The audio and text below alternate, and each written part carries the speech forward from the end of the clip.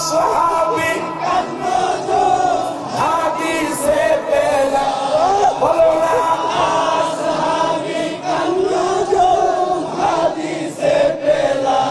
বলো নবীর কাছে গোলামদের লাখো সালাম ও গো দয়াময়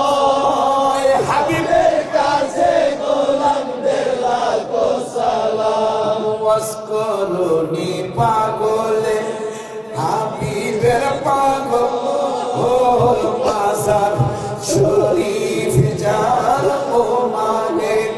মোকে যে জপা